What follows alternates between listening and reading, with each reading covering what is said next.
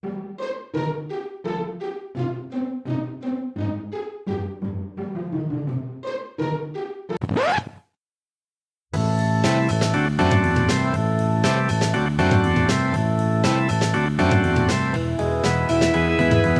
and welcome to the Swinging Christies, the podcast about Agatha Christie in the swinging 60s.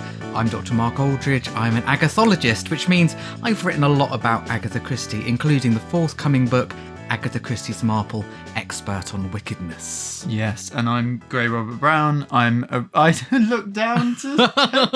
Who are you? I look down to check my name. And I'm Grey Robert Brown. I'm a writer and I go nuclear for Agatha Christie. Oh, nice. Thematic links here already. Thank you. Building us up. Thank you very much. How are you today, Grey? Yeah, I'm really good. I just finished last night reading have you seen this new cookbook, Agatha Christie cookbook? Oh, it was at the festival last year, yes. So I did see it. It was given to me by my friend Georgia, Wallingford, Georgia, who we've talked about on the podcast before. Hi, Georgia. Because she lives not far from the beautiful new statue of Christie and regularly says hello to her for me. So it's called Recipes for Murder, 66 Dishes That Celebrate the Mysteries of Agatha Christie. There was one in particular that I thought I'd bring to our attention. Is it vegan? I wish. No, but it is like a semi-tradition that I mentioned being vegan in this opening chat, isn't it? Just to really annoy people.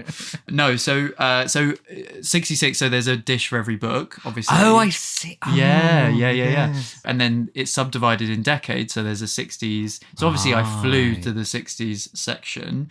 Turn the page, 1961, Pale Horse. The dish in question is a banana and bacon sandwich, which I didn't remember this, but that's what Mark Easterbrook eats in Chelsea.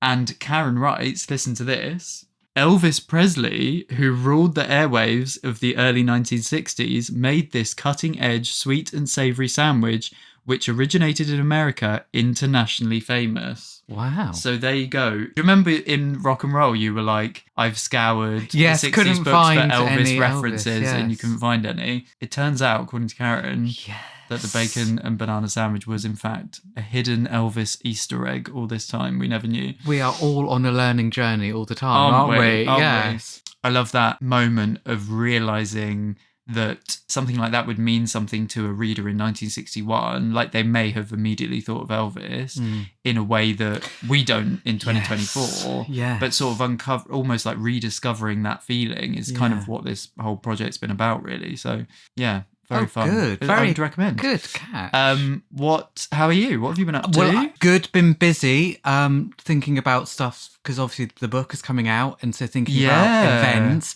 But we've got an event because thinking of the festival where we were last year as well. But this year we're doing a talk at the Royal Torbay Yacht Club, and it's at 4 p.m. on the 11th of September. Which is my sister's birthday. And you'll be celebrating in style by not being with her. I'm such a terrible brother. I'm so sorry. Happy birthday, Hannah, however many months in advance this will be. Our first? It is our first. It is our first public talk.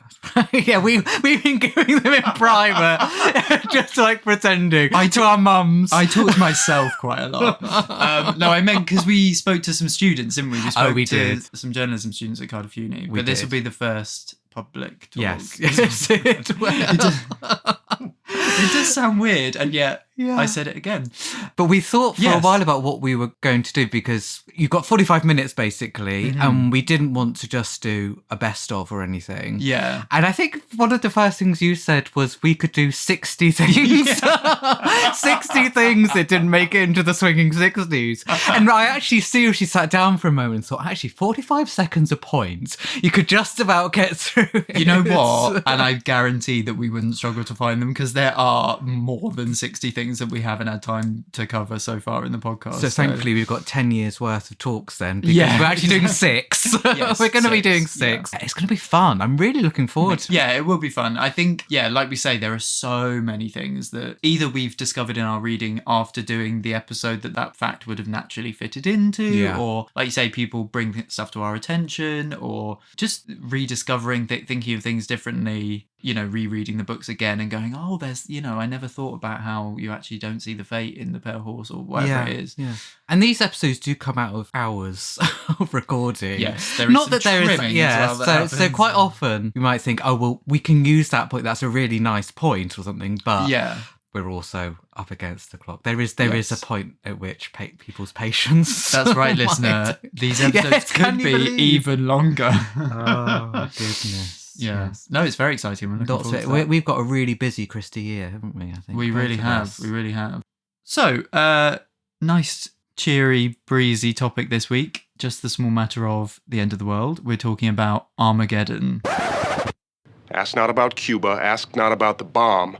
We're going to the moon. So great. Why did it feel like it might be the end of the world in the 1960s? Does it always feel like it's the end of the world? That's the thing, isn't it? Yeah, I think, look, we'll try and have fun with this because the world was a very bleak place then, and it's still, in many ways, a very bleak place now. And this could be quite a horrendous one. So we're going to make it light and frothy. Fun. As we die. Yeah, I think there is a long observed phenomena of feeling like the world is darkening around you. But in particular in the 20th century. So the Cold War is this stalemate, essentially, more or less combatless standoff between, you've got West and East. You've got capitalism, communism, two major power blocks that are rising to prominence and technological sophistication and advancement that are kind of really coming to a head. Birthed from the end of the Second World War and is usually considered to have ended at the point of the fall of the Berlin Wall in 1989. Because it's interesting that when I was at school and you were thinking about like the Cold War in the 60s, it felt like it was such a discrete era from the Second World War. And then the older you get, the more you're like, that's really not very long. Yeah. So you can really understand that it's not like you have one era and then it stops and then another era picks up. Completely. Everything has repercussions and ramifications that can last for decades. Absolutely. And what's interesting about that is a lot of historians cite in particular, basically the turning point where Russia goes from an ally of the Allies in the Second World War to then being the opposition in the Cold War. That is something that's actually mentioned in Third Girl. Third Girl is a Poirot novel set in swinging London about a young woman who thinks she may have committed a murder from 1966. Sir Roderick, do you remember he's ex-intelligence, right? And he says, never knew where you were. Start one way with the Russians and finish the opposite way.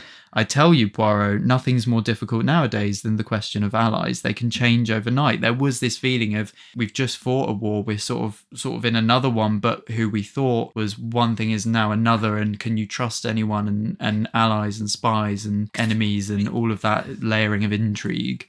People crave stability in a society. People, voters, want stability. And with that comes, as Sandbrook talks about, take a drink. First mention of Sandbrook this episode. Because of changing technology, because of the development of these power blocks, the way you fought war changed, essentially, and actually in this period, for example, the British forces are no longer expanding, they're actually decreasing because the emphasis is on building and being allies with the right nuclear deterrents and having that in your arsenal, literally and metaphorically. And in particular, the UK working with the US, but this being a complicated and a fraught relationship, which Christie, as a global author, also as half American, is well placed to see in many ways. This pessimism about the state of society, it comes up a few times in the 1960s, several of the books. Most clearly, we see this in her foreword for Passenger to Frankfurt. Passenger to Frankfurt is a standalone espionage thriller about Sir Stafford Nye's hunt for answers from 1970. And it is unusual for Christie to write this sort of foreword, but Passenger to Frankfurt is an unusual book. Yeah. What is going on in the world today? What is everyone saying, thinking, doing? Hold a mirror to 1970 in England. Look at that front page every day for a month. Make notes, consider and clarify. Every day there is a killing, a girl strangled, elderly woman attacked and robbed of her meagre savings, young men or boys attacking or attacked, buildings and telephone kiosks smashed and gutted, drug smuggling, robbery and assault, children missing and children's murdered bodies found not far from their homes. Can this be England? Is England really like this? One feels, no, not yet, but it could be. Fear is awakening, fear of what may be. Not so much because of actual happenings, but because of the possible causes behind them. Some known, some unknown, but felt, and not only in our own country. There are smaller paragraphs on other pages, giving news from Europe, from Asia, from the Americas, worldwide news. Hijacking of planes, kidnapping, violence, riots, hate, anarchy, all growing stronger. All seeming to lead to worship of destruction, pleasure and cruelty. What does it all mean? And yet one knows, of one's own knowledge, how much goodness there is in this world of ours. The kindness is done, the goodness of heart, the acts of compassion, the kindness of neighbour to neighbour, the helpful actions of girls and boys. Then why this fantastic atmosphere of daily news, of things that happen that are actual facts? To write a story in this year of our Lord 1970, you must come to terms with your background. If your background is fantastic, then the story must accept its background. It too must be a fantasy, an extravaganza. Nothing is impossible, science has taught us that. This story is in essence a fantasy, it pretends to be nothing more, but most of the things that happen in it are happening, or giving promise of happening in the world today. It is not an impossible story, it is only a fantastic one. Incredible. That was beautifully read, I must say. As somebody that casts audiobooks for a living, I think you've got an alternate career lined up here. That was really... I don't think I've appreciated before how poetically written that is. It's really lovely, It's really beautiful. It's got a rhythm. Very heartfelt as well. Yeah. Like this is... You can feel that she hasn't just said, oh, I've got to write a foreword for this book this afternoon. Yes. This is something she's been thinking about for a while. Yeah. And I'm really pleased that she wrote this foreword because I think it does really help the book in sort of a practical way, so people know it's not going to be a murder mystery, but for any reader to go, okay, I get it. And I think actually for us, it's quite handy to think, oh, it's a book from 1970. Yeah. Because as I've said, all of her books tend to be jacketed, quite similarly. Yeah. And so you don't necessarily know if you pick it off the shelf that this is a 1970 book, which is very, very different to a book from, say, 1925 or something. Yeah, I mean, so many interesting points raised there. I think there is more flexibility or almost dynamism in her definitions of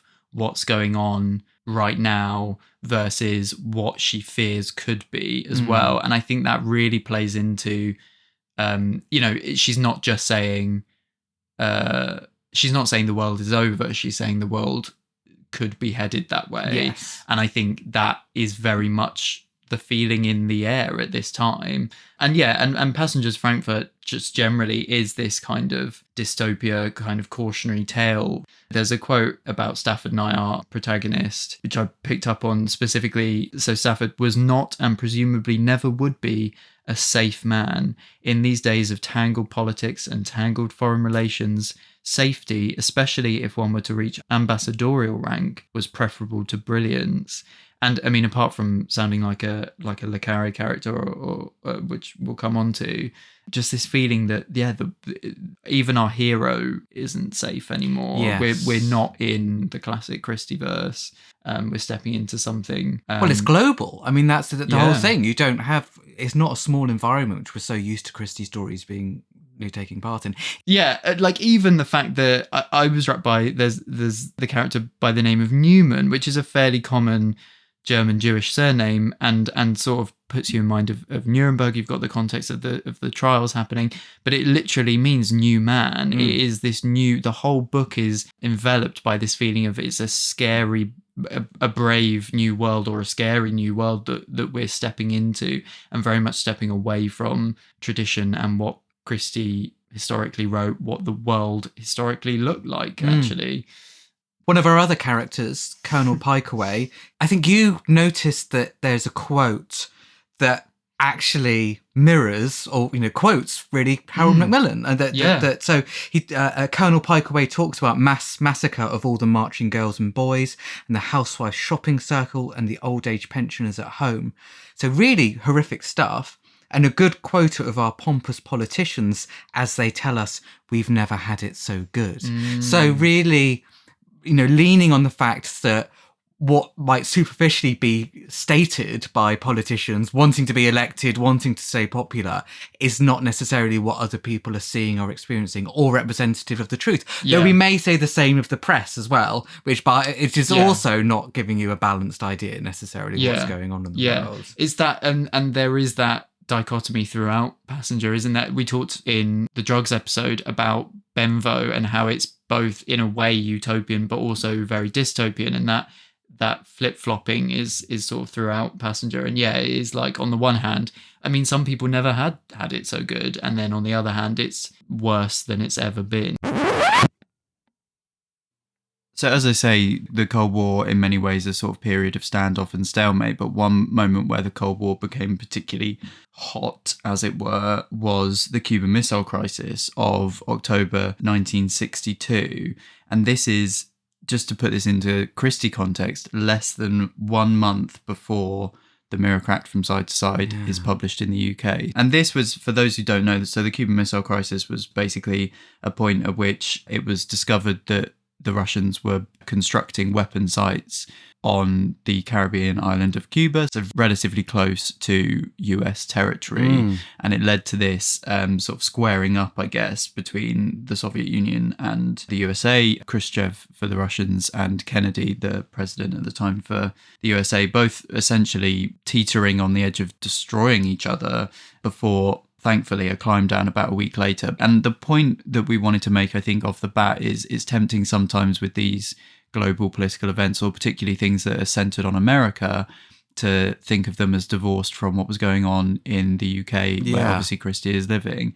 But that's very much not the case, right? Yeah, it was. Kynaston points out that in the UK, the impact was such that one evening both TV channels put on specials, so the BBC and ITV, about this. And according to Kynaston, they urged all parents to act normally and send their children to school in the morning. Is there anything that's going to terrify you more than people saying, act normally? Like, that is immediately... Than your mum and dad being like, you still have to go to school. You still got to go to school. End of the world or not, it's still double maths.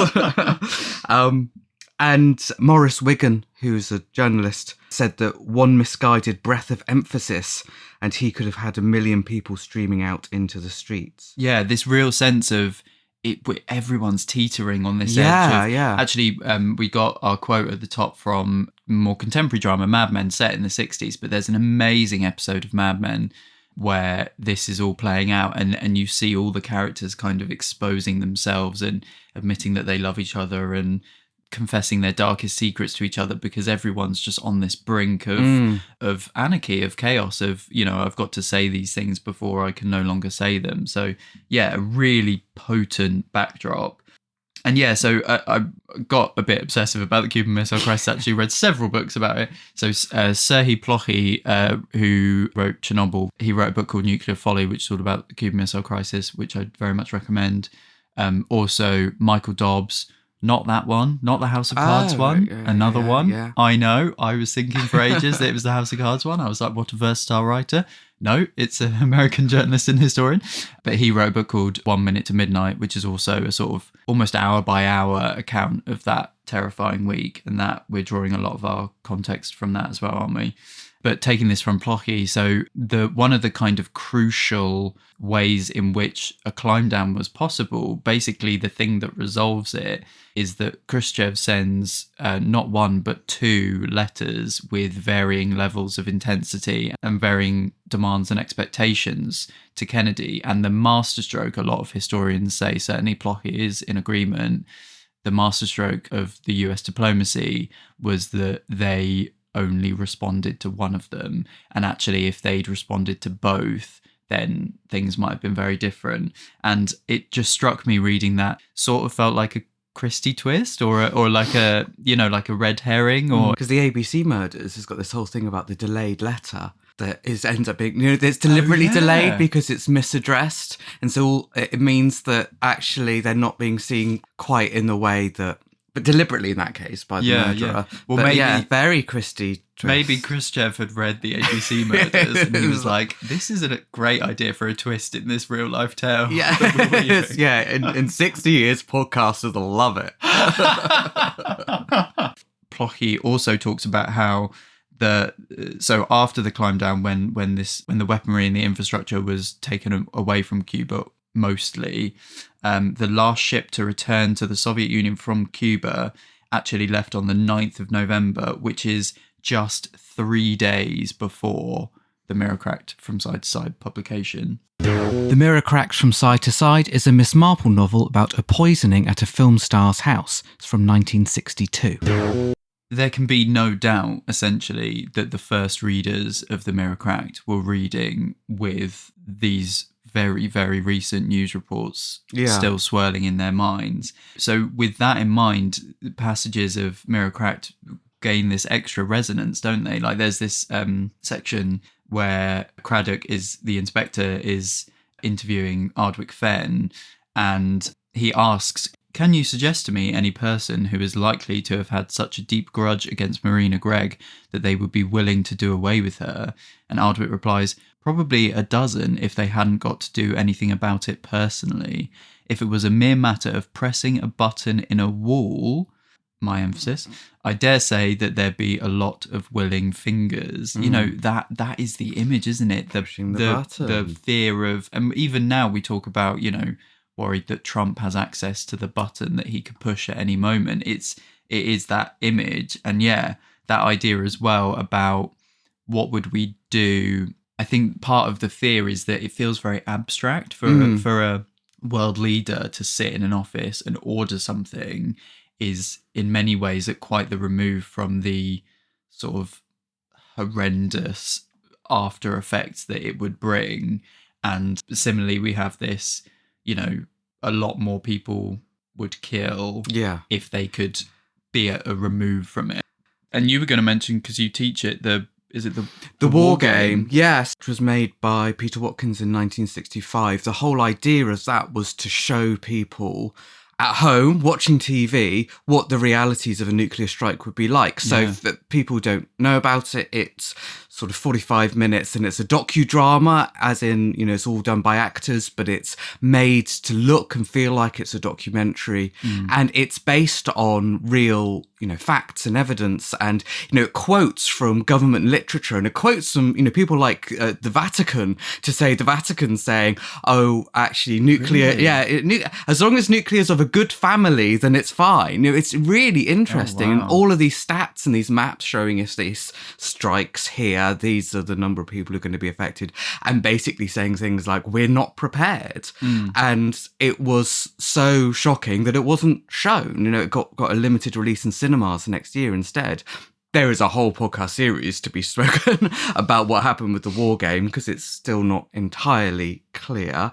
In terms of why it wasn't released? Yeah, well, how much the government exerted its influence on the BBC, which of course is supposed to be independent. So the actual reality of that is still slightly debated now. But definitely the government said you absolutely shouldn't show this, and the BBC did not show it. So you can sort of draw your own conclusions. That's so interesting, because there are a lot of that kind of protect and survive, the advice that was talked about being farmed out and all that stuff. Yeah, sort of later on, isn't it? The later era, which to this day you'll sometimes see it pop up on social media, or people will talk about, but actually a lot of that stuff wasn't ever actually released. It was kind of prepared, and it's all a bit smoke and mirrors, which kind of makes it even more intriguing, really. Yeah, and you see these clip shows sometimes, people saying, I was always terrified by them. You go, no, you weren't. They weren't shown on TV. They weren't But I, used to live in Southampton, just on the water, not very far from where the cruise ships and everything come in. And we used to get every year or so a leaflet through our door. And this is like 15 years ago,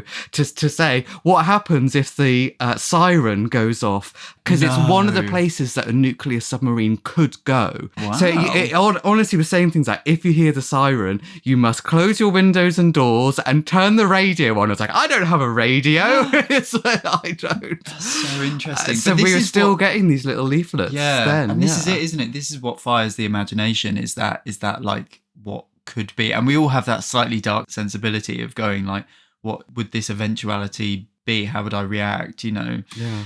One of the other things we read for the context for this episode, and you're right to say that a lot of it is slightly later than the period we're looking at, is Julie McDowell's Attack Warning Red, who also has a podcast, But yeah, she talks at great length about the sort of advice that was mooted. And so we're talking a year after the Cuban Missile Crisis and the Mirror Crack, so 63. Yeah, so she says that in 1963, a booklet titled Civil Defense Handbook Number 10, advising the householder on protection against nuclear attack, offering practical advice on how to fortify and defend the home against nuclear attack, inched slightly closer to the realities of war. The booklet and the series of short films that accompanied it was intended as training material for civil defense and emergency workers, although it was also put on sale to the wider public. The moment nuclear war threatened, it would have been reproduced in every national newspaper and the short films broadcast on TV. It's interesting because actually that thing about that it was on sale to the wider public is mentioned in the war game. That they say there is like this information leaflet about what to do, but you got to pay for it. Oh, how cheeky. I know, can you imagine? Rather than just... Isn't that... Also, but I didn't realise that the idea was that it would be later reproduced. But then how much warning are you supposed to have before you get a leaflet or get that So when the sirens go, some poor printing press person... No, I'm thinking like the person that works in WH Smith's is going around like peeling the price sticker off it because it's free now. Like that's the priority when the sirens sound. But yeah, and she goes on to say about how we've kind of touched on it already, but this idea that a lot of the defences and the possible defences and the talking about practicalities in the face of nuclear fallout are frankly completely inadequate and a lot just about sort of hearts and minds, because actually she says questions were asked in Parliament about the practicality of these home defence instructions. Where were all the planks, bricks and sandbags to come from? But also you read things like it's all very well telling school children to hide under their desks, but if a nuclear weapon is dropped within X number of miles of that school, then it doesn't matter whether they're under the desk or not, frankly, But a lot of that is about morale. It's interesting that you noticed, I think, that in the Mirror Crackdoor when there's lots of East-West tension, but we get casual mentions of Russian vodka. So this is at the Greg's party, isn't it? It's being served at marinas. Maybe a year or two later, the way that you talk about stuff from Russia perhaps has some resonance, has some meaning a bit beyond that. Well, it's interesting, I guess, because drinks are crucial in that scene. Yes. But I don't think Heather Babcock is poisoned with Russian vodka. No. That would be too perfect, wouldn't it? It also can't be overstated how significant it is that 2 years after the Cuban Missile Crisis, when all the eyes of the world are on the Caribbean, Christie publishes a book called A Caribbean Mystery. A Caribbean Mystery is a Miss Marple novel about a murder on the fictional island of Saint Honoré from 1964. Which is all about murder and mayhem in an otherwise idyllic place, an incongruous mix of darkness and tension with what should be paradise. It cannot be overstated how charged, loaded that as a thing that you would see on the bookshelf in W.H. Smith's could be for a contemporary reader. And we went on a bit of a journey looking for references throughout the books, didn't we, to, like where Russia's discussed, where Cuba's discussed. And there is a Cuban cook in A Caribbean Mystery called Enrico, which is just a fascinating moment in the plot because he is there to inform us that he's seen Molly coming through the kitchen with a knife.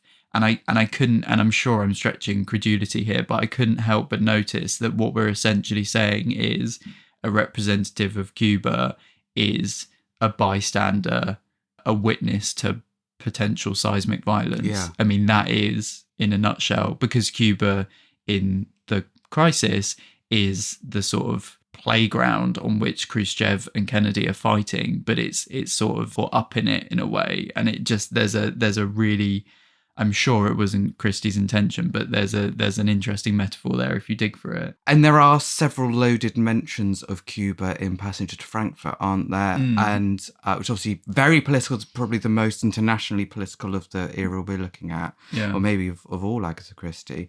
But also South America, which is regarded with some suspicion in Passenger to Frankfurt. In the book, they're called the Golden Youth Federated States, which include Cuba and Argentina, which obviously was known as a Nazi haven after the war because lots of the higher ranking Nazis escaped to South America. So there's a real link there, isn't there, between that and sort of wider politics. Well, absolutely. And again, contextually relevant, you've got Eichmann is tracked to Buenos Aires in 1960 ahead of the very well publicized trial in the 60s, which exposed the true horrors of the Holocaust. And inevitably people, as you say, were thinking about the previous war while sort of embroiled in the next one, sadly.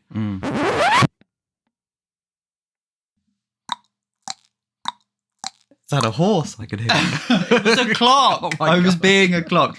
No, so let's talk about the Doomsday Clock and the Clocks. The Clocks is a Poirot novel about espionage and an unidentified body from 1963.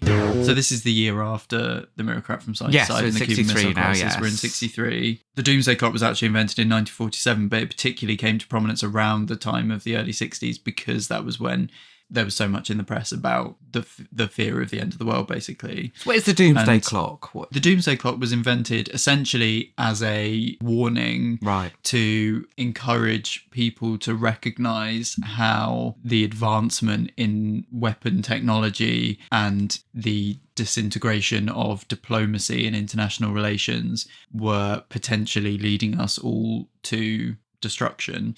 And it's a metaphor. So the idea is that the clock is set in relation to midnight to denote how close to hideous, inevitable destruction we all are.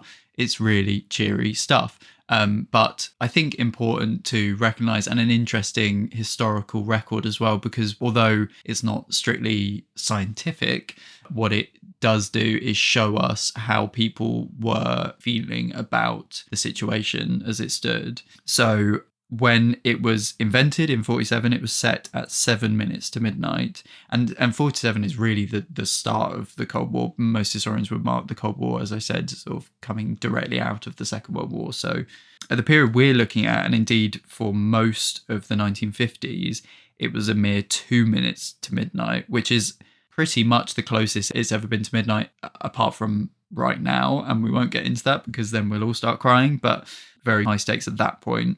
When the Clocks was being written, it was set at 7 minutes to midnight. And a month before the Clocks was published, we have the Partial Test Ban Treaty, which saw this slight cooling off of relations.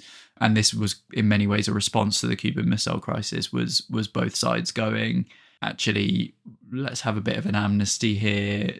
Testing's getting out of control. And that led it to be set back to 12 minutes to, as of recording, it's set at 90 seconds to midnight. Right. But this is the world that Christie's writing in. So at the start of the Clocks, the setup is that we basically discover a room which is full of clocks, and they're all set at different times. And there's the body of a man whose identity is unknown. That's the kind of instigator for the plot, isn't it? And what's really fascinating about the arc of the book and the reveal at the end of the book is that it turns out that the clocks are really just there to distract you. Yes. And the idea came from this book within the book, Gregson's book. But what's interesting is that's the direct opposite of the point of the Doomsday Clock. Do you know what I mean? As in, like, the clocks in this book are designed to obfuscate and distract and decorate and red herring, and the Doomsday Clock is there to draw your attention and go, look how bad things are. You should be paying attention to this. You should be preparing for the apocalypse or trying to prevent it in whatever way you can. Yeah, it's interesting, this thing. I hadn't thought about it until you'd raised the fact that clocks obviously are important to the clocks, and that this whole discussion at the same time, because once you start to look at it like that, but the clocks are set at 1 minute past 5, 4 minutes past 5, and 7 minutes past 5 at the time that the Doomsday Clock is being set at 7 minutes to 12. So yeah, exactly. But it's interesting. It's resonant, isn't it? It's resonant, yes. And of course, Gregson, who's an author he's an author, right? Yeah. So the book in the clocks that they're typing that is essentially the inspiration for setting the clocks in the way that they do in the clocks, and therefore spinning the story into the way it is written by an author called Gregson. And then, the sort of plot that we hear about in that is somehow linked to the crown jewels of the Russian royal family. Which is quite similar to Christie's pre-war stuff, actually. It's like an old-fashioned Christie story. Yeah, well, it's interesting because obviously we're talking about a very different era of Russian history, but again, just saying the word Russian at this time, a year on, relations are fraught, people are thinking. There's an early aborted dimension to The Clocks, the novel, that John Curran talks about in his Secret Notebooks, which is that the crescent, Wilbraham Crescent, on which The Clocks is set, was to literally be the face of a clock, the houses were supposed to be the dials on the clock, right? Which is something we've seen Christie sort of play with before. But I mean, with that in mind, the book becomes this one giant clock. John Curran found this sketch, book 8. He says Christie was experimenting with a combination of the numerals from a clock face and a possible sketch of Wilbraham Crescent for inclusion in the book, which ultimately did not happen. And also later in The Clocks we have, "Give us time, Miss Martindale," he said. "Time? Just because that silly child is dead, I suppose you think you've all the time in the world. The next thing that happens will be one of the other girls is murdered." And it's, again, this sense of the ticking time bomb, the tension that ratchets up through the book. Yeah, and we've talked about noticing clocks references, but also bombs, which we're noticing. Yeah. So again, reading slightly differently at this point, because there's a mention of a bomb where the door of 19 opened and a girl came out of it and down the path with what seemed to be the speed of a bomb. Now, obviously, bombs were not created at this time, but you're going to read that quite differently, I think, in the 1960s. In 1963, and it's not just a mention, but she is the personification of the bomb. It's so significant. Yeah, the likeness to a bomb was intensified by the screaming that accompanied her progress. It was high and thin and singularly inhuman. Yeah. What brilliant writing, I know, as ever. But also, I think The Clocks is interesting because obviously we have this, we've talked about it before, that it was sort of started in the Second World War, and then it becomes a book written and published into the Cold War. And again, like you say, had Christie written it in the 40s, then the sort of cultural touch points that people would be thinking about when reading metaphors around bombs would be very different to the sort of things that they're thinking when they ultimately read the book in 1963. Yeah. And while we're talking about clocks, another very memorable clock, of course, we see in the And Then There Were None movie. And Then There Were None is a film adaptation of the titular story about a group of guests picked off one by a mysterious killer. This one's from 1965. Whodunit break clock, as we're given 60 seconds to look at lots of brutal murders and try and work out who done it. So tick, tick, tick. It's kind of superimposed over the montage, isn't it? Yes. That sort of, it's like a black lined clock face, and very evocative of that version of the clocks that you bought me that we talked about way back in the intro episode. So we've got the bomb, we've got the fear of the bomb, and we've also got, perhaps unsurprisingly then, a big protest movement that builds up against the bomb. And also other buzzwords floating around at the time, there's MAD, MAD, or mutually assured destruction, which is the principle that if both sides have the same quality and scope of weaponry, i.e. if both develop a nuclear bomb to the same degree, then hopefully neither will use it, because they will just be wiped out immediately after use by retaliation. And this leads to a sort of uneasy peace, or what's often referred to as détente, which is, this kind of sense of stalemate and standoff. And this is very prevalent in Passenger to Frankfurt, this feeling of an uneasy, brokered peace that could be broken at any moment. There's a section where two French politicians speaking, ambassadors speaking, one says to the other, "We can destroy Russia, we know that. We also know that Russia can destroy us." And that's the point. That's why it's this. So it's not like a big secret. This is something that is something that is the wider public is very aware of. Yeah, very much so. That's the thread that keeps everyone safe a bit. Yeah, and Christie's well aware of it, obviously, and in many ways has always been kind of preoccupied in her writing with the contrast of capitalist principles, which is where she probably place herself more, and then communist characters coming in. And we have this in Frankfurt, we have it in Cat Among the Pigeons. Cat Among the Pigeons is a Poirot novel about the murder of a games mistress at a girls' school from 1959. Yeah, Princess Shaista at one point, looking for someone to blame, immediately says they are very, very wicked, the communists. Everybody knows that. So that's like the default, idea of who could possibly be behind some sort of villainy. Shaista goes straight for that, but she's a complicated character, shall we say. Yes. And then in Afternoon at the Seaside. Afternoon at the Seaside is a one-act play, part of the Rule of Three collected plays, about the theft of an emerald necklace beside the seaside in 1962. A slightly frivolous jewellery kind of heist plot, isn't it? Yeah. And when Inspector Foley is checking the beach huts on the front for this emerald necklace that he's searching for, the beach attendant says, "For all you know, it might be a bomb." And then Mrs. Gunner replies, who we're told is a bit of a battle axe, replies, "A bomb? Why?" And the beach attendant says, "You never know nowadays, all this atomic stuff and communists." Yes. And it's the prevalent threat, isn't it? It's always there. I think that's what's really interesting, even in these fairly kind of trivial conversations. And there's in The Mirror Cracked, when we've spoken before about Miss Marple talking about how the modern world has changed and that nothing was what it had been. One of the things we didn't mention before was that the atom bomb features on that list. Yeah. Again, it's sort of lumped in with a lot of modern things. Like, it's one of many ways that the world has changed. So it's not like Miss Marple is immediately panicking about the bomb, but it's just part of modern society. Yeah, now. that's so true, actually. That is something that we haven't talked about this, but I'd be interested to know if you were struck by this as well, going through the research for this episode, that it does feel quite like it is just a fact of life that people live with this threat hanging over them. I think the temptation is to think that everything was like that week in the Cuban Missile Crisis, where people were actually biting their nails and sitting at home and listening to the wireless. But it wasn't like that for the whole decade. In many ways, it was just like, oh, and this could happen at any moment. Yeah, I mean, because what are you supposed to do? You still got to get the shopping, you still got to take your kids to school and everything. Yeah. So there's, you can't necessarily contemplate or really work out what that really means. Yes, it's such an abstract, it's so abstract, threat. And you don't have the power to do much about it. Yeah. So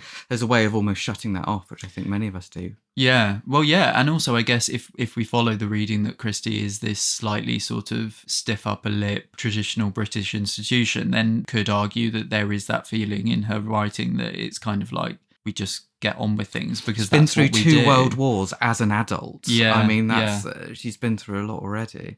So what's a third? Yeah, exactly. Yes. And it's the same with Poirot. Poirot is also aware of this kind of fact of life just hanging over them, as Marple is. So in The Clogs, Colin makes reference to revolutions that are happening all over the world nowadays. And almost unpromptedly, I thought, Poirot replies by saying, "Let us not discuss the bomb," said Hercule Poirot. There's a feeling it's almost like he snaps at him. If it has to be, it has to be, but let us not discuss it. Yeah. And it's an interesting character insight because it feels like he's very much resigned to his fate. And maybe that represents how a lot of people felt at the time. The power is with everybody else, but also even like the knowledge, like as an idea, it's quite abstract because there's this thing in Passenger to Frankfurt, isn't there, of that all scientists can do is split the atom and then tell us not to mess about with it. So it's like, so the scientists have got all of this power, politicians have got all of this power. I don't really know how you split an atom. Why would I really understand? You don't really know. I don't really. You know. throw atoms at each other, don't you? Isn't that what you do? You supercharge them and then they bash at each other. We could do that this afternoon. We'll do it up in the woods to keep it safe. Yes, so that Portsmouth doesn't suffer from nuclear fallout. We'll aim it at the Isle of Wight.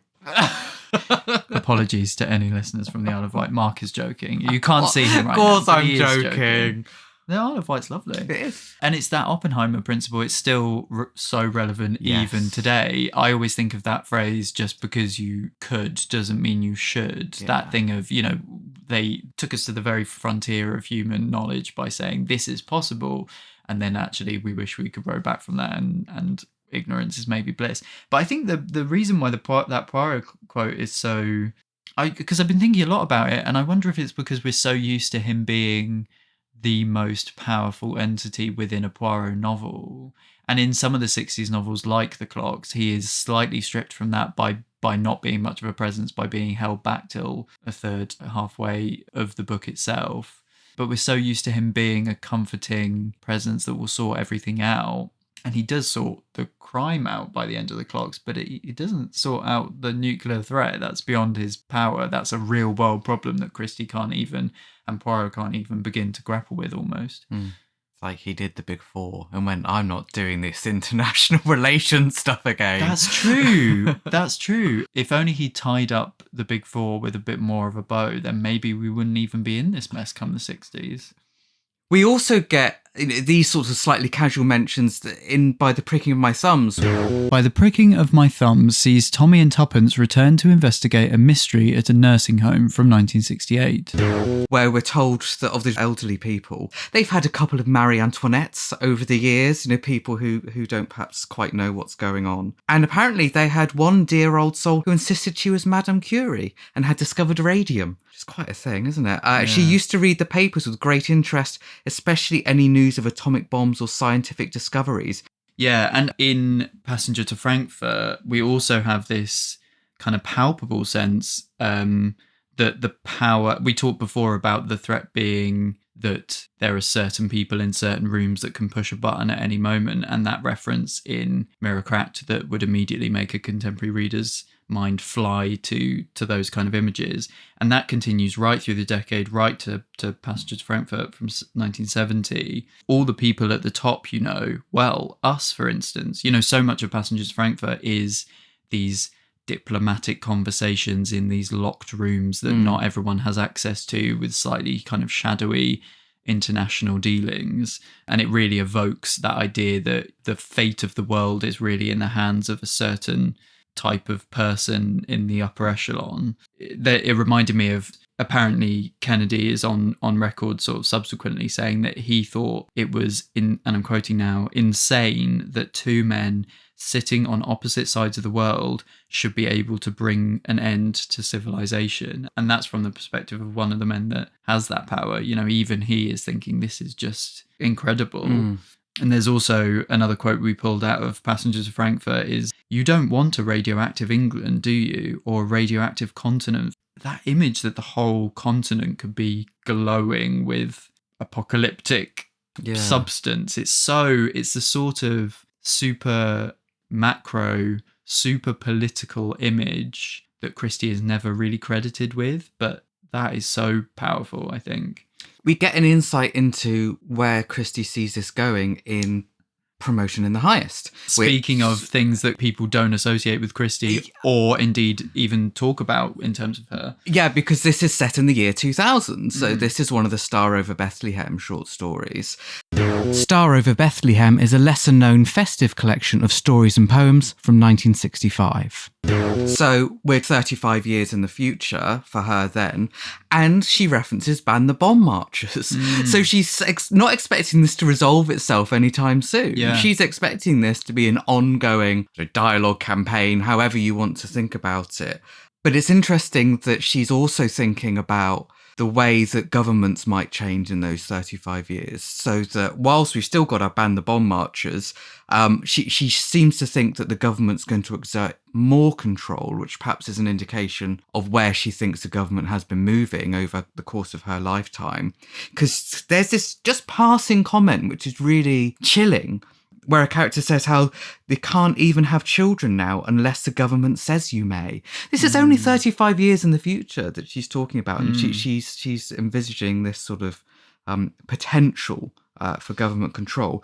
What it's come to is nobody treats you like you're human anymore. So this whole idea that actually the way that the relationship between government and society is changing might continue to change. It's a classic dystopia, isn't it? Yes. All the tropes are there, and again, that's not you think Christie, you think crime writer. You don't think this amazing dystopian science fiction imagination, which she exhibits in a few of those stories in Star Over Bethlehem. So Sandbrook talks in Never Had It So Good about the CND movement. So that was the campaign for nuclear disarmament. And this is what Christie's acknowledging in that quote. But interestingly, the CND's prominence does actually fade, which is not what Christie predicts in that story. The faction kind of splinters into other causes, and there is a slight resurgence in the 80s, and they are still active today, but the prominence in terms of headlines fades fairly quickly after she writes Star Over Bethlehem, actually.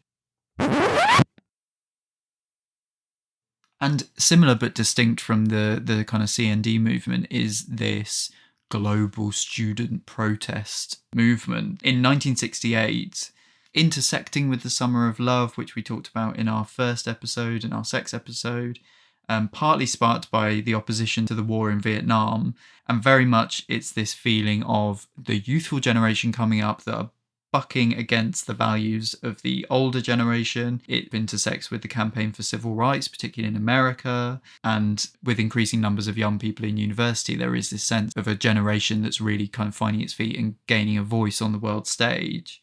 And Sandbrook talks about how, I mean, there are minor scuffles in Britain, but really not the kind of genuine, I'm quoting now, upheaval and bloodshed in, say, France and the United States. You know, we see this in Paris, we see it in West Germany, we see it in what was then Czechoslovakia, in Italy, in Japan, in Mexico, in Northern Ireland. You know, it really is a global movement.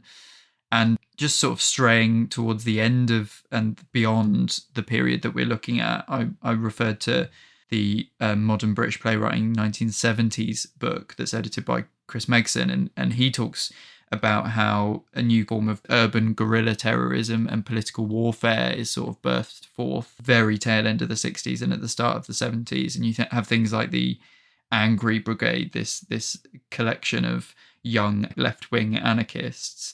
And it's the fear of all of this that I think it's fair to say we very much believe inspires directly Passenger to Frankfurt. Yes, well, yes, definitely. This is sort of a reference to that diagram that we've mentioned before about where all these influences might be coming from in the world. And Lady Matilda says that student unrest is just one flower on the tree. It's blossoming everywhere and in every country, or so it seems. Youth is what you might call the spearhead of it all. But that's not really what's so worrying. They, whoever they are, work through you. So the idea that these protests might be a front is really interesting, because she says, well, youth urged on in every country, youth chanting slogans that sound exciting, though they don't always know what they mean. So, yeah, not perhaps a lot of faith in the student population there. But equally, there is an argument to say this isn't Christie being... She could lambast the student protest movement and say they're to blame for all of this slightly fantastical, slightly future set unrest that she's envisaging in this extravaganza that is Passenger to Frankfurt. But like you say, she's specifically saying, I think they're being used. I think they're being manipulated by a darker force behind them. Even though I think there's a lot of pessimism in Passenger to Frankfurt, there's optimism as well, little hints of it. There's this thing about after an embassy dinner, we're told that Grosvenor Square was quietness itself. There were traces of broken glass still on the pavement, so there have been protests. There were even eggs, squashed tomatoes, and fragments of gleaming metal. But above, the stars were peaceful.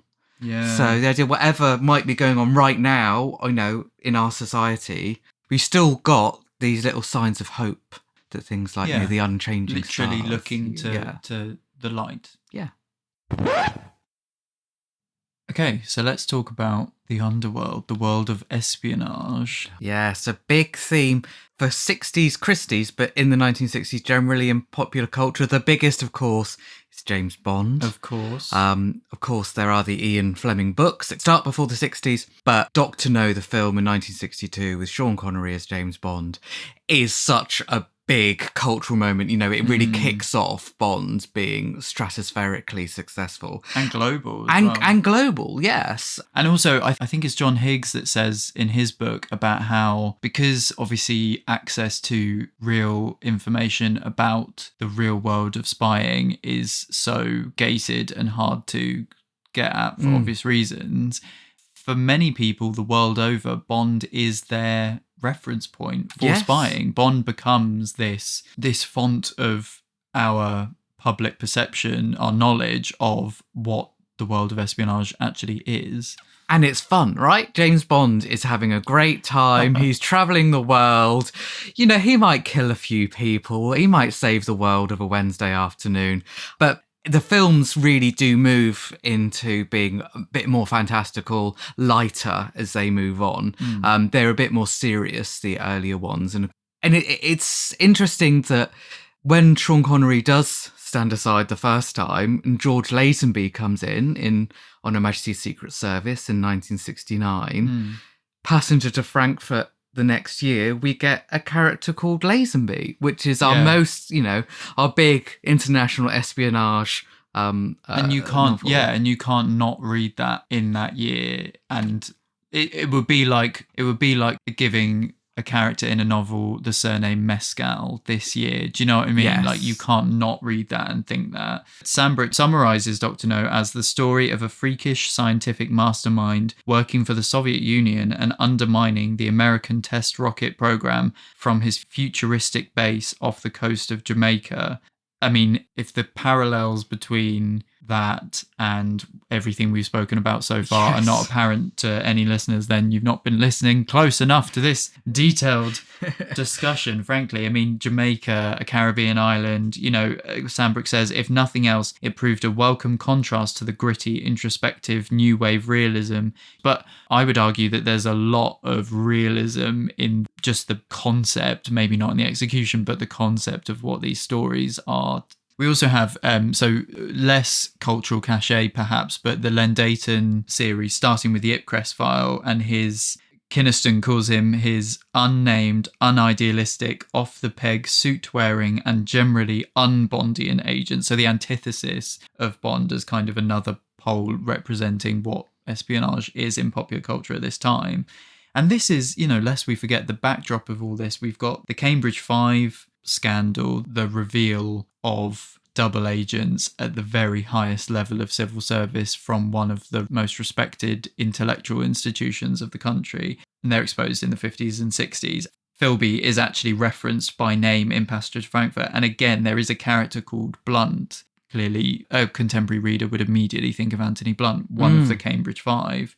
We've got the Profumo Christine Keeler scandal in the early 1960s, which was unfolding whilst The Clocks was being read, and there's quite a long passage detailing a fictional scandal around a character called Larkin in The Clocks, which clearly bears some resemblance to the Profumo scandal, but also some resemblance to the John Vassell spy scandal, which I'm just going to put a pin in because that's not the last you've heard about that scandal from me, but we'll save that. It's interesting that when we were preparing for this, you called it a culture craze, the idea that there are secret dealings. Even in the And Then There Were None film, Blore is a private inquiry agent, which makes you go, what is that? Yeah, and not a policeman, which is obviously what he is in the original book in the late 30s. But come to the 60s, there's the sense of other stakeholders standing behind him. Yeah, absolutely. And Sandbrook and White Heat says that between 1959 and 1974, there were 32 different series, so this is television, based on the adventures of spies, sleuths and secret agents. 32. I mean, I'm sort of surprised it's only 32 because there are so many, because ITC, the making lots of independent programs, and sometimes with a twist, so we get things like The Prisoner, which is, the whole thing is a secret in The Prisoner. We don't know where he is or what he was doing and why he resigned. That's the whole thing of The Prisoner. Through to the more fun of the later seasons of The Avengers, which starts as more of a sort of gritty drama about all sorts of things. Like the first 2 episodes are about drug dealing, but then in later seasons becomes more fantastical. But they're still, I remember being pointed out that they're MI5.5 because they do a bit of espionage and a bit of counter-espionage. They sort of do whatever they seem to be needed to do that week. Love that, MI5.5. Are we Christie and a half? Are we like a bit of Christie but a bit of something else? Yeah. As we've briefly touched upon already, there's so much spy activity circling The Clocks. So in terms of double crossing... Yes, so Colin Lamb says to Inspector Hardcastle that we know they're agents and they know our secrets. So even with like a capital T for their and they, I love that. It's like, you know who I'm referring to. There's a proper noun, them. It's not just an abstract idea. You know who I mean. Our agents are often their agents and their agents are very often our agents. And in the end, who is double-crossing who becomes a kind of nightmare. He makes it sound like it's a really annoying admin job, like, oh, whose expenses are these? Yeah. They've gone to France. Is this a Soviet Union job or is this an our job? Because we're not paying for that train unless you can show that you're on British business. But there's even this idea that Colonel Beck, who is Lamb's boss in the intelligence department, says there are times when I suspect you, Colin, of having changed over to the other side. There are times when I suspect myself of having changed over to the other side and then having changed back again to this one. All a jolly mix-up. It's for this really quite serious book in lots of ways. It's still quite fun. It still has fun with the premise, doesn't it? And there is that game element, and we talk a lot of Christie fans love the puzzle element of her books, but espionage stories, thrillers give you a different sort of game, which is the who's on your side, who's not. It's still a guessing game rather than a puzzle, I guess. Spies are everywhere because they're also on the Crescent, aren't they? There's this hunt for who is the spy on the Crescent, who and we hear Colin has kind of vetted people he interviews and he vets them, which is very MI5 terminology. He talks about Mrs. Hemming, who we spoke about way back in Fashion. Yeah, was it Fashion? Yes, because she looks like she's wearing a cat at one point. I love that I'm getting nostalgic for episodes that we recorded 3 months ago. The idea that her 18 cats could be a damned good cover, appearing to be a crazy cat lady, could actually be a double crossing. Mr. Ramsey is said to be a construction engineer, whatever that is, goes abroad a good deal. So again, is that a cover? Beck says, you remember Pendleton? He had a wife and children, very nice wife, stupidest woman I've ever come across. The irony of that conversation being that he has actually... He is a double agent. But also that Mrs. Ramsey isn't a stupid woman like Mrs. Pendleton, because she seems very aware when they have this chat at the end of the book, right? Yeah, so Colin Lamb says to Mrs. Ramsey, because we learn that actually Mr. Ramsey is a microfilm courier. So just an agent working for them with a capital T. And the idea, so this was quite common, that people would take photos of documents. This is something that Vassal did, would take photos of documents and basically they would then be given to an interim agent that would then transport them to the enemy. Yes, another thing we see a lot in spy thrillers of this era on screen, always getting that little camera out to click at documents. But yeah, so Colin Lamb says to Mrs. Ramsey about her husband, he's been gone rather a long time, hasn't he, Mrs. Ramsey? And gone rather a long way. So he's goading her because he knows, and he knows that she knows. Yes. And he says he's gone behind the Iron Curtain, hasn't he? So really explicit here. So the Berlin Wall is erected in 1961. So that's very much still news when Christie's writing the clocks, and that solidifies this metaphor of an iron curtain, a physical divide right through the heart of mainland Europe.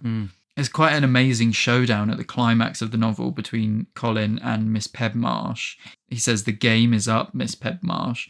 I've found the headquarters where all the planning is done. Such records and memoranda as are necessary are kept by you on the microdot system in Braille. The information Larkin got at Portalberry was passed to you. From here, it went to its destination by means of Ramsey, as we've just talked about.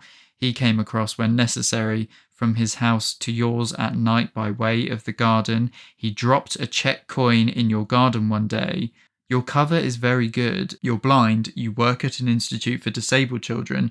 You keep children's books in Braille in your house, as is only natural. This is such a sophisticated cover, the way that Christie deconstructs it all, the way it all fits together beautifully. But also a few things to note. So Portalberry is clearly a fictionalization of Porton Down, which at this point in history is a chemical defence establishment, but is known throughout the 20th century as a sort of base where government secrets are underway.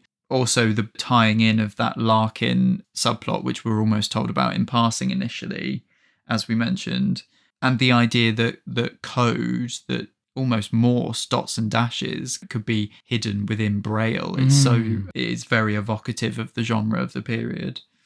And speaking of going to hush-hush places like Porton Down, I think I'm quoting Doctor Who there, actually, but from the 70s, so not quite right. But anyway, there's a spine to By the Pricking of My Thumbs, isn't there? Which is it's funny, I like to think of it as, because it's only a couple of years off Passenger, and it's almost like Tommy is like ducking his head into Passenger to Frankfurt and then coming back into the Jolly Tommy and Tuppence plot where Tuppence is the agent.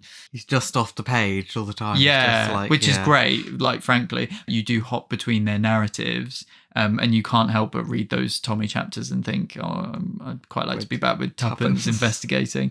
But Tuppence says to him, Tuppence is, although she's not invited as a woman, and you can sense my irritation there, to join in, she's fully aware, she's very astute, she's fully aware of what's going on. And she says, you all go down to a hush-hush, a top-secret house in the country somewhere, and make speeches and read papers and vet young men for super-secret assignments in Europe and beyond.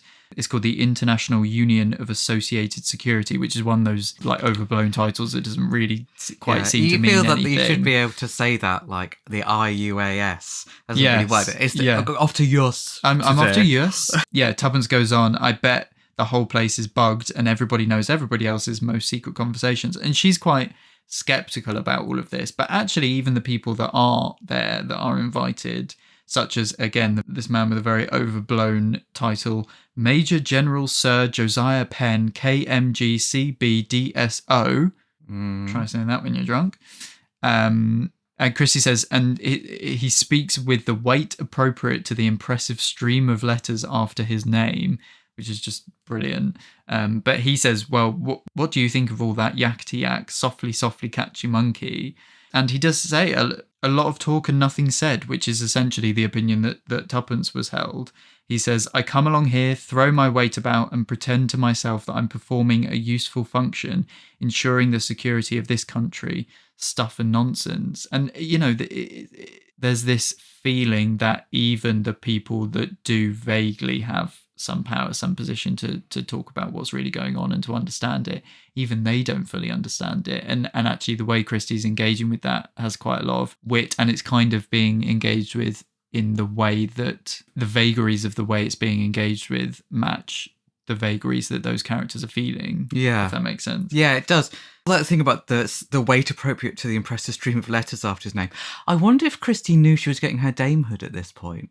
Whether that's like a bit of a... Because that's New Year's Honours 1971. I don't know how early they let you know. But maybe. I'd love that. I would love if she's going, I'm going to be so pompous after 1971. Or I thought like a bit of a self-effacing joke almost. But yeah. But I mean, Tuppence isn't completely convinced by this, is she? Further along in that conversation with Tommy, she asks, does any of it do any good? To which Tommy says, heavens, what a question. Can one ever let oneself believe that one can answer that by a plain yes or no? And then Tuppence, again, right to the point, says, and are any of the people any good? Tommy says, I'd answer yes to that. Some of them are very good indeed. But I think this is another thing about, it's so secret. So how are we supposed to believe that you could trust in these people making big, big hush-hush decisions if you're not actually privy to their I think it's good. I think the emphasis is on the word good, isn't it? It's actually quite, it feels quite existentialist to me. It's quite sad in a way that Tuppence is having to ask that question.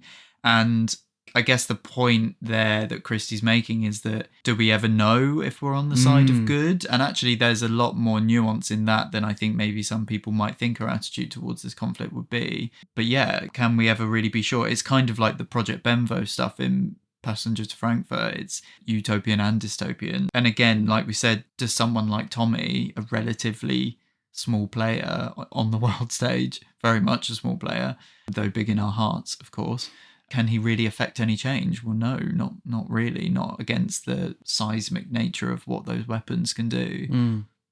In The Adventure of the Christmas Pudding... The Adventure of the Christmas Pudding and a Selection of Entrees is a collection of early short stories, including the titular The Adventure of the Christmas Pudding, or The Theft of the Royal Ruby, and The Mystery of the Spanish Chest, both of which were rewritten for publication in 1960. There's this implication that Poirot is perhaps on missions in the way that we don't really see him on in many of his other appearances. No, it's always a bit of an exception when, like, the kidnapped Prime Minister or something, which is a short story from decades earlier, that suddenly the state might be wanting his help. But quoting Christmas Pudding, there are grave issues of state. Your cooperation will be appreciated in the highest quarters. And similarly, in the story, The Mystery of the Spanish Chest, we're told the Mystery of the Spanish Chest was, strictly speaking, no business of Poirot's. He was engaged at that moment in a delicate mission for one of the large oil companies, where one of the high-ups was possibly involved in some questionable transaction. It was, here's this phrase again, hush hush, important and exceedingly lucrative. It was sufficiently involved to command Poirot's attention. It was sophisticated and bloodless crime at the highest levels. It's almost like as Christie is updating these stories, she's bringing them into relevance by giving Poirot this secretive work, which is in the milieu in the early 60s. And one of the things I thought was particularly interesting about Spanish Chest, the original, of course, was The Mystery of the Baghdad Chest, which was published in 1932. And then this was expanded and the origin of the chest was changed. A few other things were changed in the text, and one of those is there is a character called Burgess in the Spanish Chest. I went back and read the original, and in the original, that character is called Burgoyne, and Burgess is one of the Cambridge Five. Anthony Burgess is a spy who was exposed by the point that Spanish Chest was republished. And again, that name meaning something to a contemporary reader. And in terms of genre, the way that Christie's writing, she does sometimes slip into very spy thrillerish, because often her spies are part of a mystery, but there are still moments that it's just like, like a pulpy thriller almost. You mean even in the books that we would probably describe as Golden Age style murder mysteries, often in these later ones, spy subplots still encroach, even if they're not strictly a spy thriller. Absolutely. In Third Girl, we're told that in Kew Gardens, a young lady had a book with her. She sat down on a seat. She read the book for a little and then laid it down beside her. Then my bloke came and sat on the seat also. They didn't speak. Only the young lady got up and wandered away. He just sat there, and presently he gets up and walks off. He takes with him the book that the young lady has left behind. Absolute classic, how you pass information between, That's how we, when we've written the notes for each episode, that's how we pass them over, isn't it? Yes, we just meet in a park and I just leave the dossier on the bench and then I walk away. Yes, and I recognise you because you're reading Passenger. Yes, but upside down, because I can't actually read. It's all a fallacy. Yeah, and I think now would be as good a time as ever for me to just mount a little defence of Christie's spy thrillers. Because as we say, there are these sort of puzzle box murder mystery style. I think that is what a lot of Christie fans favour and gravitate towards. And I'm not necessarily saying that I'm not in that camp as well. And she does write these spy thrillers from her second book onwards. This is not unique to the 60s. They are very much operating in a different genre, and they do get a bit of a short shrift from some corners of her readership. And I think this idea that spy thrillers are lesser actually originates from Christie herself. I was revisiting her autobiography recently, actually, for a top secret project. But I noticed that she says in that she describes them as light-hearted thriller types. She literally says these were always easy to write, not requiring too much plotting and planning. And I honestly believe that there is more than a dash of Christie's self-deprecation in that. I don't think it's true that they were always easy to write, and actually other sections of her autobiography seem to counteract that. And also, I don't think it's true that they don't require too much plotting and planning. But this perception that our preference is for the pure whodunits, our good friend John Curran is very much in that camp, he won't mind me saying. Even, I know Kemper on All About Agatha has said on the podcast that the way he falls is that Christie's whodunits are a cut above, whereas many people were writing thrillers of the type that Christie was writing about as good as hers are. And even there are sort of textual moments that seem to almost contribute to this argument, like Poirot in Third Girl, when just before the passage that you were talking about, when spies seem to encroach on the murder mystery plot, he literally says, oh, this is far too much. Now we have espionage. It's like we do have this sort of almost hands-off thing. But, there is a defence to all this. Janet Morgan, the Christie biographer, she describes Passenger to Frankfurt, the benchmark of Christie's spy thrillers, was confused. But she says, but it was a book that was published at a time when everything seemed upside down. in Keating, there's an essay called The Mistress of Complication by Julian Simmons, and he says that the people and he's talking about books like The Clogs, have become sort of shadowy too, as inevitably Christie lost touch with contemporary life and feeling. But she did know contemporary life. This whole project has shown that she's very contemporary, and actually I think there is intent behind creating confusion because the world is upside down, as Morgan says. I think there is an intent behind characters that are shadowy because, as we've described, they were double-crossed, they were double agents, they were complicated figures. And I think often people think that Christie leans more on the thrillers towards the end of her writing, and specifically through the period that we're looking at, like books like Passengers to Frankfurt, because she's somehow losing the ability to plot proper whodunits. But I would argue that the vagueness in Passenger to Frankfurt is, in terms of who's to blame and what's going on, is not dissimilar to the mysterious Mr. Brown, for example, in The Secret Adversary, written decades earlier, or indeed the Big Four, the shadowy Big Four, which we've talked about as well. She even hangs a lantern on this sense that pervades these thrillers. In Passenger, Stafford says, "Is all you've told me true? I feel I shall wake up at any moment, having dropped off to sleep halfway through the latest thriller. Spies, murders, traitors, espionage, scientists." I mean, that's a roll call of what's in that book. I genuinely believe that this sense of confusion and not knowing who to trust, and I think she is enriching her style with the very theme that she's writing about. You've read 2 John le Carré's in preparation for this podcast, as have I, although not the same 2, interestingly. I read the first 2 George Smiley's, Yeah, and I did the first one and Small Town in Germany. All of them are 60s, but I posit that the style, that nebulous, don't know who to trust, confusing style, is not dissimilar to the way that Christie is writing these thrillers. It's very bang on trend. Same with the Len Daytons. And I think you can bring this all back down beautifully. I'm going to try and land it now through the metaphor of fog. There is at Bertram's Hotel, which has spy thriller trappings, as the confusion over what's going on, the mayhem is unfurling, we are told the fog had come down over London suddenly. The fog's getting thicker. It's an evocation of confusion, not knowing where you stand, not knowing who to trust. It's exactly the same in The Pale Horse. The fog was coming on and there weren't many people about. We get it in Passenger to Frankfurt. Fog, said the woman. Fog in Geneva. Fog in London, perhaps. Fog everywhere. In fact, in Passenger to Frankfurt, that's the reason why the plane is grounded at the beginning. It's the instigator for the whole turning of the plot. I don't know what I'll do. Fog everywhere. Oh, you mustn't worry. They'll land you somewhere, all right. End quote. But where? Where are we landing? We just don't know.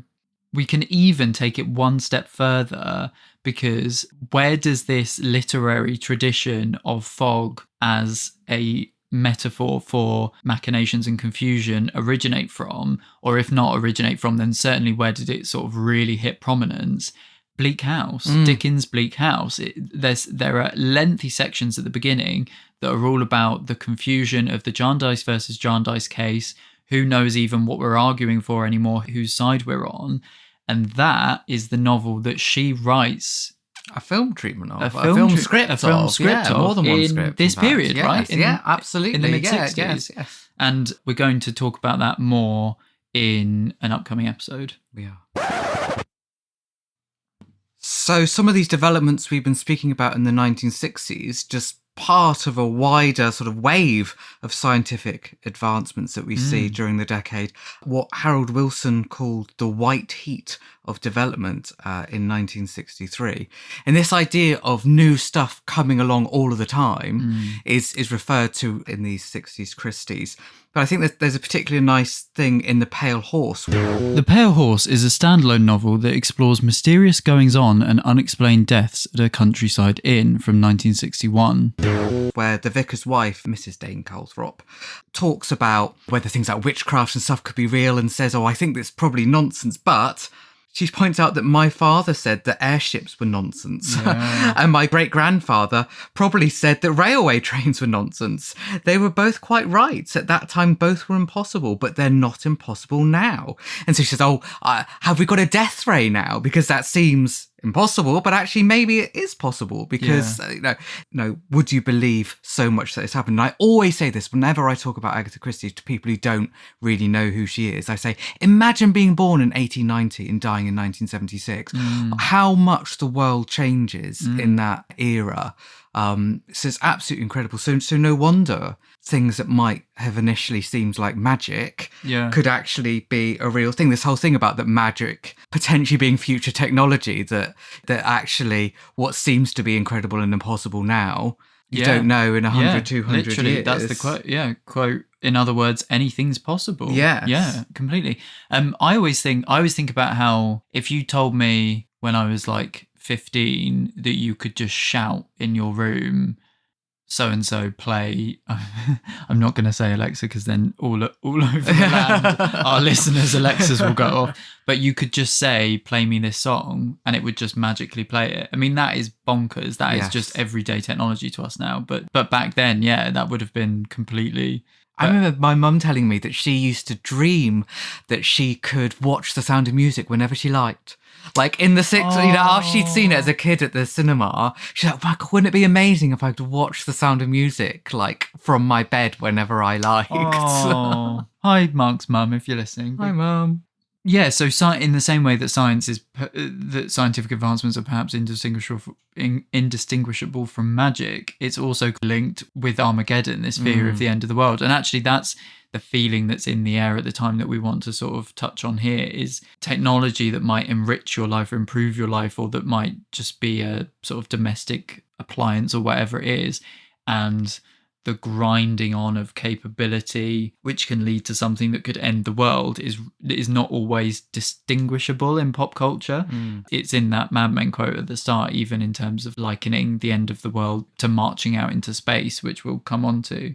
But there's quite an interesting in Halloween Party. Halloween Party is a Poirot mystery novel in which a girl is drowned while apple bobbing from 1969.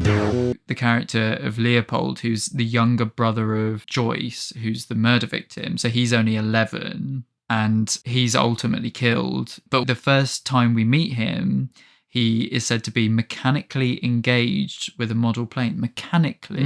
It's like he's almost part of the machinery. Yeah. And this, again, it's ticking time bomb. It's this big, the 60s are this one big engine that's all ticking towards this terrifying conclusion. It's all very potent. And we're told Leopold's clever. He'll be one of those scientists, I expect. And the things he'll think of, they'll be nasty, like atom bombs. He's one of the kind that studies and are ever so clever and think up something that will destroy half the globe and all us poor folk with it. You'll beware of Leopold. I mean, which is really, in a book that really ages up its children in terms of what it does to them, and what it expects them to handle or not withstand as it happens. It's a really powerful, quite horrible way to be speaking about a child. But also, I guess the double meaning here, or the undercurrent here is that he won't grow up to do any of those things. He will actually be killed. Yeah, and that Leopold is not seen as a positive character. He's not a nice little boy. Like I was saying, the way that children are depicted in Halloween Party is generally not that positive. But no. But this thing about nuclear power and nuclear experiments and all of this, Star Over Bethlehem's story in the cool of the evening, which is really difficult to describe and is well worth reading because it's sort of a meditation on God, and it's a bit of but it has got a story to it, and part of it is about what the impact might be of this, I think, nuclear power station or nuclear plants that is near to this domestic environment that seems to be having an effect. It's also coinciding with this family or some of this family having a slight crisis of faith at the same time about what God is actually doing. Yeah, I think that's exactly it. I think it's a rumination on faith from Christie as a very religious, as a Christian woman, in terms of feeling like the world is godless or losing God, and almost as a forewarning in terms of the apocalyptic things that we could be seeing on the horizon, such as, as you say, we're essentially greeted with mutations, but cleverly. So a character called Janet, I had a terrible feeling. I felt that God wasn't there. I didn't feel that there was no God, just that he was somewhere else, but where? And then that sets the scene for then the real darkness of the story to come forward. So there are these impacts, the way that things are changing, include the animals, because Alan, who's a child of this family of the Griersons, has presented this animal that he's found in the garden and says, "Don't you like him, Daddy? See, he's partly like a frog, but he isn't a frog. He's got feathers and sort of wings. He's quite new, not like any other animal." You know, the world is creating new things that we've never seen before. It's like that three-eyed fish on The Simpsons. I think of that every time. When I was reading it, I was like, Mr. Burns is controlling this plant. Absolutely. This Agatha Christie inspiring The Simpsons. There is no end to her talents, her influence. And there's even, very atypically for a Christie, there's even an illustration of this mutated creature in the book, isn't there? We'll post it to our social media when this episode drops. Quite cute. Do you think? Yeah. It's a mutant. It's a portent. Oh, so you're anti-mutant now. It's a dark portent of things to come, Mark. Yes, it is. But look at those eyes. Janet, the mum, she speculates what is going to become of him. It's similar to the way that Leopold's talked about, because Alan's sort of fascinated with these experiments. And also I'm thinking if the animals have been mutated because of radioactive substances, he probably shouldn't be holding them and carrying them. And she says those horrible things he finds, they're all about everywhere nowadays since the accident at the research station. This is where we find it out. But she's reassured they'll die out, dear. Mutations usually do. But she shudders. It does send a little shiver up the spine. It's again very much not what one would expect from Christie, but it's really worth a read, that story. And we've also got technology in terms of the domestic, even reference quite briefly, really, but in The Mirror Crack from Side to Side, Hayley Preston is referred to as a black-haired robot of a secretary. Yeah. And there are so many. Have you ever seen, they always seem to show them on those sort of nostalgia TV shows. It's always loads of clips of like your robot servant of the future. You know, like the Ideal Home Exhibition 1963 or something. And it's sort of wandering around and it'll bring you a tray of drinks and then trip over the carpet. Bring you a tray of Carmo and go, here you go, Marina. Take this and relax.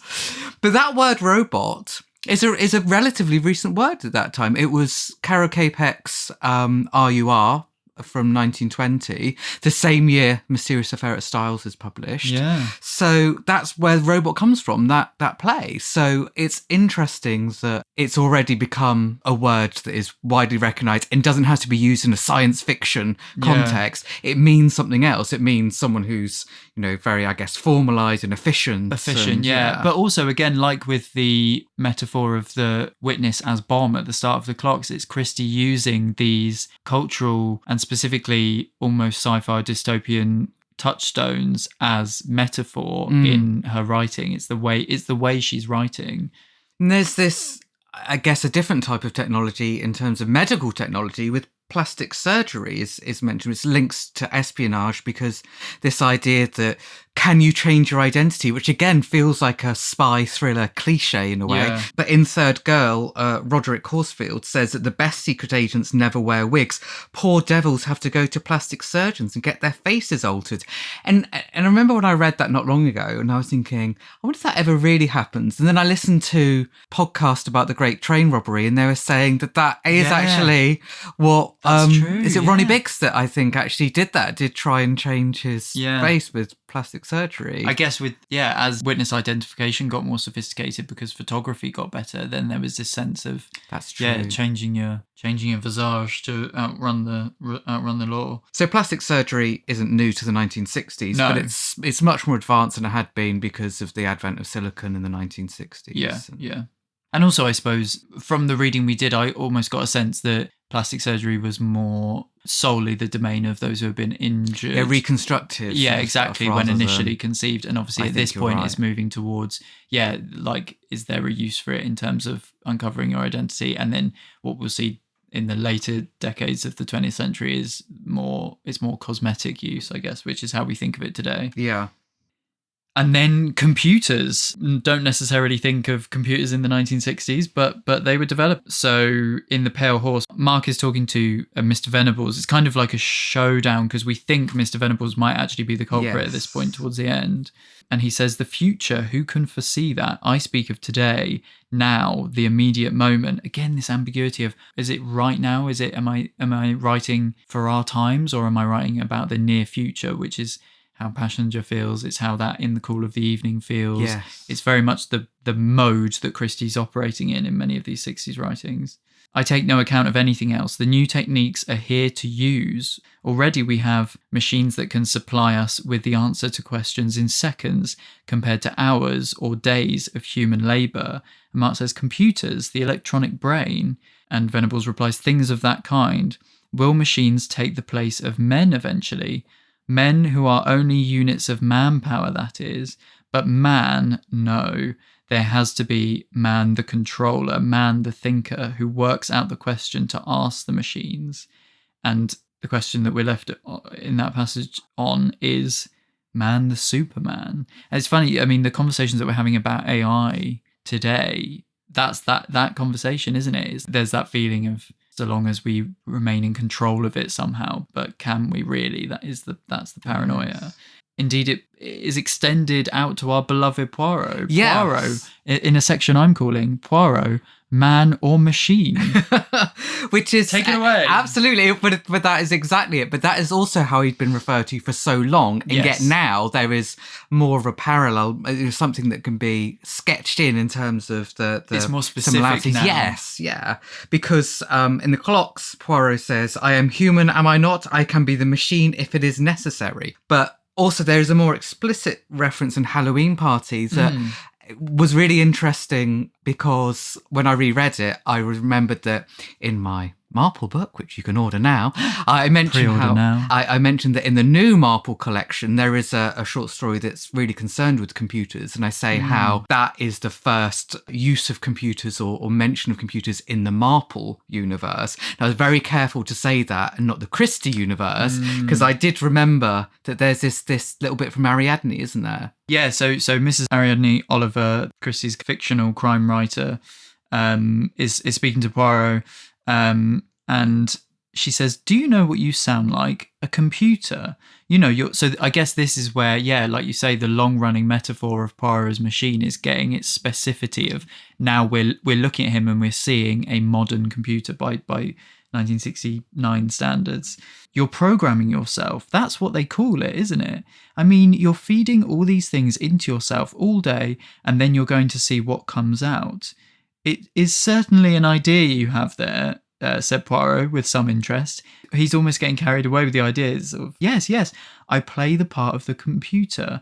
One feeds in the information, and then Ariadne, and supposing you come up with all the wrong answers, said Mrs. Oliver.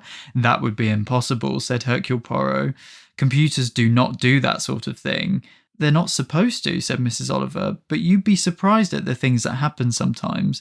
My last electric light bill, for instance. I know there's a proverb which says to err is human, but a human error is nothing to what a computer can do if it tries. What I love about that is that Christie really knows what a computer is. Yeah. Like, she knows that you program it and then it works things out, which seems obvious to us. But if you were to have asked my late gran, who was more than 30 years, 30 or 40 years younger than Agatha Christie, she would have had no idea whatsoever. I mean, dare I say, we could ask my very much still alive mother in 2024, and I'm not convinced she'd be able to say, sorry, Mum. But yeah, it's a great conversation, isn't it? It's incredibly charming. And Mrs. Oliver, in her trademark way, brings it back to domesticity. But also, I like that Poirot, who might be seen as a portent of the past, is quite happy to adopt this. This is what I am. I am a computer. I'm a modern computer, because that is the same thing as him saying that he's always right, which, as we know, he also says and believes. Yeah. And to be fair, he is. space exploration, which is a really big theme of 1960s politics and society and pop culture, just being something that's really exciting, that we're right in the possibilities forefront. that are out there. Yeah. And as you said in that Grosvenor Square quote before, that literal looking to the stars. Yes, that's beautiful. That's a really good point. Because that's what space exploration is all about. Yes. It's like looking to the stars and seeing ourselves, looking to the stars and seeing what we might be or what we could go on to be, or almost trying to solve the problems on the land by running away is how you might skeptically think about it. There's a real political dimension to the space race as well, isn't there? Because it was something that was, because both sides of the Cold War are clamoring to sort of almost fighting for dominance on the land as well as looking up and almost attempting to fight for dominance among the stars as well. And then when you throw like rockets into it, it suddenly all becomes, the symbols all become very charged and very linked. Russia's space exploration versus the US's and who was going to get there first. And that's explicitly mentioned a few times in The Pale Horse. Mr. Bradley, a man can bet on anything he pleases, whether it will rain tomorrow, whether the Russians can send a man to the moon, or whether your wife's going to have twins. I love that. It's like very domestic. Up and abstract, and then back to whether your wife's going to have twins. Interesting he specifies Russia to the moon, like they're clearly in the lead at this point. He doesn't say sending someone to the moon. Well, and they sort of were at this point. Yeah. So the backdrop is so that there's the Vostok program in the early 60s, which endeavoured to put the first of the Soviet citizens into space, and it succeeded about 6 months before Pale Horse was published. Yuri Gagarin was successfully put in orbit in April 1961. So, yeah, very topical. And Kynaston examines the first woman in space, who was the Russian textile factory worker and amateur parachutist Valentina Tereshkova, which happens in 1963, just before the publication of The Clocks. Which has got, again, references to the space race as an exciting new thing. Yeah. That kids are wound up about. Yeah, because this was almost the first thing I think we spoke about ages ago when we started Swinging Christies project. And I said, there's all this stuff about kids that seem to be looking for UFOs or are pretending to be astronauts and stuff. Yeah. It comes up quite a lot in the 50s as well as the 60s. There's Ernie Curtin in The Clocks, who apparently had his occupation of running a small metal model up and down the window pane, accompanying it with a semi-zooming, semi-moaning noise intended to reproduce a rocket ship going through outer space on its way to Venus. Ernie is skipping the moon. He's going right. He's not even going to go to Mars. He decided, I'm going to go straight to Venus. Do you know what? Ernie's a feminist. That's why he's like Venus. That's the one. Although we're going back at you. So he's going towards the sun as well. I mean, oh gosh, Ernie. Daredevil. He is a daredevil. I hope he's not got his jumper on. He'll be ever so warm. He says, Christ, it's been a long recording session, hasn't it? It's 1:13 p.m. And then we hear that they rush about the gardens, making noises like spaceships, or rockets or atom bombs. So slightly less optimistic. It really is quite frightening sometimes. Yeah, and that's the thing. They're indistinguishable. It's the Don Draper quote from the beginning. Yeah, it's rockets and rockets as weapons, rockets that are taking you to the frontier of human existence. It's the same. It becomes merged in our popular imagining. And we get a couple of times that kids going out playing spaceships or whatever they're doing, looking for UFOs in Afternoon at the Seaside. Information is received because apparently some kids were out after dark last night and were down on the beach playing cops and robbers or spacemen and atom bombs or whatever it is kids play nowadays. But this goes back to, am I allowed to say it? Are you going to allow me to say Ordeal by Innocence? Yeah, of course. Yeah, go. Because this is outside of our remit, and Gray's been very good at keeping me on target and saying, please, let's not make this bigger than it is. But one of my favourite clues in the whole of Christie, this is a tiny bit of a spoiler for Ordeal by Innocence, is that we learned that the boys who think that they're seeing a spaceship, we hear that these boys are out playing because they saw a spaceship. It's a bubble car. It's actually one of those tiny little cars. And so it looks a bit like a spaceship. And that absolutely unravels alibis and all sorts. And for me, often people ask what my favourite clues are in the whole of Agatha Christie, and it's that one, and it is the fingernail cuttings in Body in the Library. That is a very good clue. And yeah, I mean, it really was a theme of the time. Kennedy says early in the decade, we're going to put a man on the moon by the end of the decade. And right at the end of the decade, 6 months before the end of the decade, July 1969, Apollo 11 lands the first humans on the moon. And that's by no means the end of the story. And we've talked before about how time is a bit of an arbitrary measure, which is why we stray into the 70s in this podcast. No one's had a go at us for that yet. No. I did think someone might pop up and go, oh, actually. I have heard, I think there's one comment I saw that someone said, oh, they mentioned Cat Among the Pigeons, and that's not 60s. I'm like, you didn't listen to the introduction episode. Yes. Go back and it'll all be explained there. That's your homework. Yes, yeah, we've covered our backs, trust me. So, next episode, Fame makes a man take things over. Fame lets him loose and hard to swallow. I realised that it's like 5 years out of our time frame, isn't it? You were like, what are you saying? Yes. I've literally Googled Fame David Bowie lyrics. The next episode's theme is Fame. And do get in touch. We'd love to hear from you. And also, if you could drop us a rating or review wherever you listen to us, that would be lovely as well. Yes, please. Our X and Insta is at Christie_time, and you can email us at theswingingchristies@gmail.com. We've also got christietime.com, the website, which we don't talk about enough, but it's got loads of resources and stuff on there. It's very good looking. It's a very nice website. It is. I know. We've worked Did a really good hard job. at it. Yeah. Yeah. But yeah, we've got resources, so reading lists and stuff up there. Also, forthcoming events we'll post there as well. And yes, you can find Gray on X at classic_Graham, and I'm on both X and Instagram at Dr. Mark Aldridge. And on our link tree on our socials, you can find links to Mark's books. So there's Agatha Christie on Screen, there's Agatha Christie's Poirot, and the forthcoming Agatha Christie's Marple. Pre-order now. It's so good. I'm not going to stop saying it because it's really good. Thanks for listening. You're the bomb. The Swinging Christies is a Christie Time project by Dr. Mark Aldridge and Gray Robert Brown. This episode was recorded on the 13th of April 2024. Our artwork was designed by Bartlett Studio, and our music is by Dar Golan.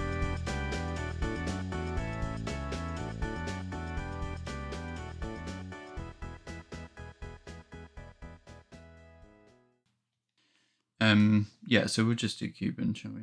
Yeah, let's just do Cuban. I keep thinking about, in Bob and Rose, the Russell T Davies drama, when, like, the thing that gets them together is that she says to him, is that right? Yeah, she says, if I get a dog, I'd call it The End Is Nigh, because then you go out into the park and you'd be like, the end is nigh, the end is nigh, like calling it. I keep thinking about that. It makes me laugh. And then he like chuckles about it for 3 or 4 days or something afterwards, and that's how he knows that they're meant to be. They're meant to be. I think I would call my dog like Parker Pine or something. I think that would be fun to shout in the park. Parker Pine. Parker Pine. And someone would be like, there, I'm a fan of Parker Pine. Yeah. I'm the one fan. Where's my friend? Really? Do you think anyone would? I think anyone's a fan of Parker Pine. Or Tommy and Tuppence, but as one word, as one name. Tommy Tuppence. Tommy and Tuppence. Tommy Tuppence. Tommy Tuppence. Yeah. So you're being a bit Tommy today, aren't you? Yeah. A bit more Tommy. We need some more Tuppence tomorrow. Bit stupid rather than, yeah. Anyway, end of the world. The end is nigh. While we're here. Christ, the world will end before we. Well, that's, finish the I was episode. actually thinking that when we were doing the notes, I was like, What, before it goes out? Yeah, will the world, Well, what will come first? When I was doing the, when I was looking at the Doomsday Clock, like the various positions during the 60s, do you know, like right now it's like 90 seconds to midnight? Yeah, but isn't it always? No. In the 60s, when the Cuban Missile Crisis happened, it was 7 minutes. It's not like sort of. It's for me. It's just like, oh, it's just a press release every year, isn't it? That's all it is. A little bit of attention. Don't forget about our little Doomsday clock. It's a morale thing, not a morale thing. It's like a cautionary tale Yes, thing of course to go it is. like, watch what you're doing. Yeah, leaders. but it's never going to tick backwards, is it? It's not going to be like, oh, we've reset it to 3 p.m. Well, no, because you can't put nuclear weapons back in the box. No. So, of course, it's never going to go back to 3 p.m. But what I mean is, therefore, it's sort of quite predictable. Every time they're like, we're creeping closer. I'm so sorry that the end of the world feels predictable to well, you, Mark. It is, isn't it? I mean, it's like the most predictable thing that the world will end at some point. I think you should be more worried. It's not often that I say to you, you should be more anxious than you are being. But I think this is the rare example. Oh dear, I'm older than you. It's fine. It's really not. 90 seconds. Anyway. Yes, before we die.